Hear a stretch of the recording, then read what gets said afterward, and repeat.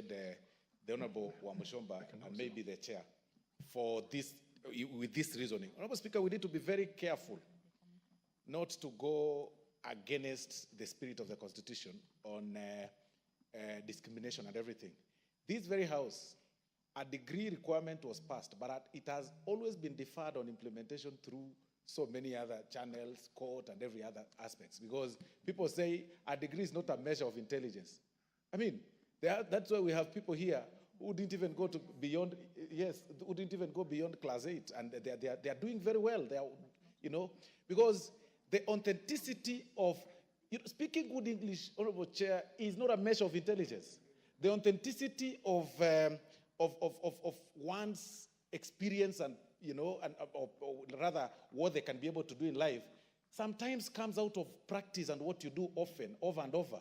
If that class 3 person has been able to maintain coffee, Honorable Wamushomba, if that class 3 person has been able to maintain his own farm and coffee for 20, 30, 40 years, and I'm talking about my grandfather, successfully, that is experience enough. He doesn't need a paper of Form 4 that was teaching about anthropology and types of abundance and banner, parts of abundance and banner.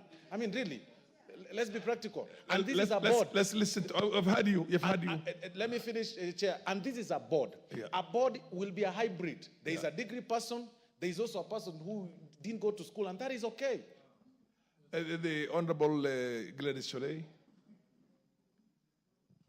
Yeah. Thank you, Honorable Chairperson. I think I've just been following the discussions by my colleagues in relation to the qualifications of the people serving on these cooperative boards. But I think it has nothing to do with education at all. It has something to do with honesty. Integrity. Some integrity.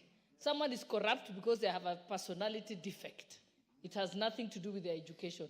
And if you look at the most successful cooperatives, from the time of my grandfather, Keyo Cooperative House, they were not educated. It was well managed. They bought buildings. They invested. Today, their own grandchildren, great-grandchildren cannot do the same thing. Yes, and it was not because they were educated. So, and I think also, remember we already have structures. Because of devolution, we are in a better place. In every, I think most counties have been encouraged to have a cooperative officer in every ward. And I know that Elgeyo Marakwet County has done that. That's one of the counties you can say has done that. So if they have those cooperative officers, and then they also have the CEC cooperatives at the county, and then they also have the commissioner cooperatives for the county who reports to the Ministry of Cooperatives here in Nairobi, those are the ones who are supposed to be supervising and interrogating the books.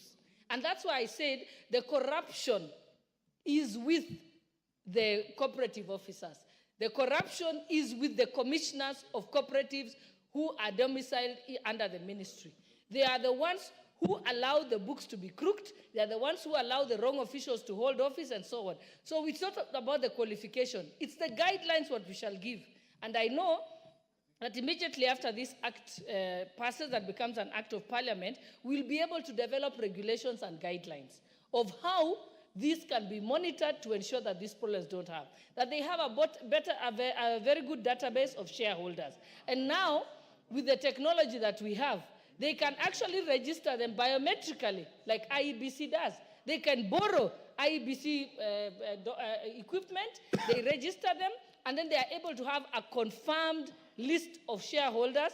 When it is voting, they can vote through the same system, and therefore it's nothing to do with education. There are two bills, other honorable members, there are two bills that are going concurrently. We just disposed of, I think we have not taken the cooperative bill yet.